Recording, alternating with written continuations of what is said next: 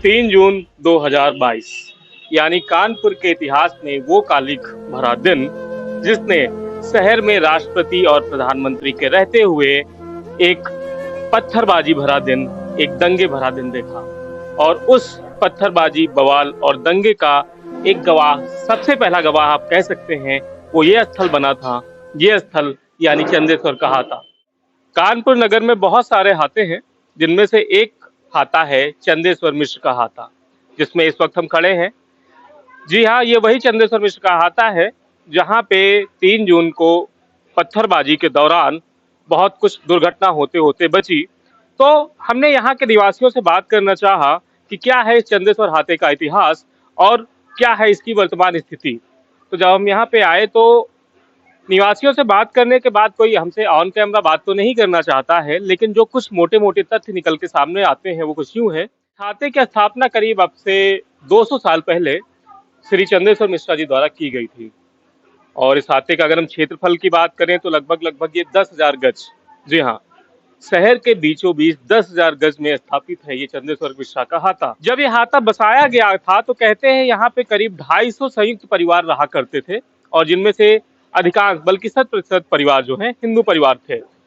वर्तमान की जब हम बात करते हैं तो यहाँ पे जो 250 की संख्या थी वो घटकर 90 के करीब आ चुकी है।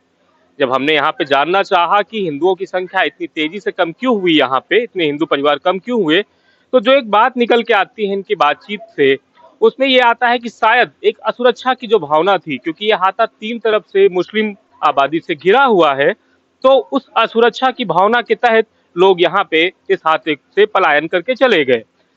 इस तरह से चंदेश्वर का हाता धीरे धीरे अपने वजूद से जूझ रहा है। इसकी मूलभूत और बुनियादी समस्याएं भी अनेक हैं, साथ साथ एक सुरक्षा का प्रश्न भी खड़ा हो रहा है। ये हाता है अपने चारों तरफ से एक बहुसंख्यक मुस्लिम आबादी से घिरा हुआ है। आप देखिए कि इसमें चारों तरफ जो आप देखेंगे, आपकी जो नजर जाएगी, इस हाते के आसपास जो है बहुमंजिली इमारतें बन चुकी हैं, और इनमें से ज्यादातर मुस्लिम आबादी है या फिर उनके धार्मिक स्थल मस्जिदें आदि हैं। तो यहाँ के स्थानीय निवासियों का कहना है कि इस हाते को बार बार किसी भी आगजनी, दंगे या ऐसे राइट्स के टाइम पे निशाना बनाने की एक वजह ये भी है, क्योंकि ये हाता इस चारों तरफ से मुस्लिम आबादी से घिरे होने की वजह से कहीं ना कहीं इन लोगों की राह में एक रोड़ा की समान है।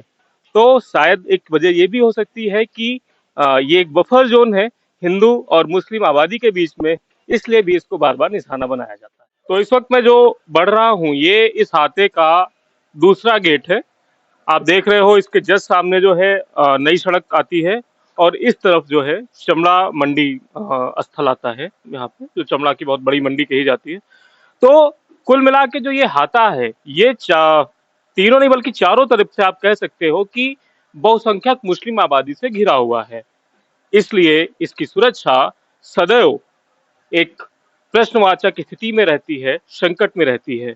यहाँ के निवासियों की प्रशासन से लगातार ये मांग है कि उनकी सुरक्षा के लिए कुछ ऐसा किया जा सके कि उनकी जिंदगी और उनके परिवार आगे भी सुरक्षित रह सके।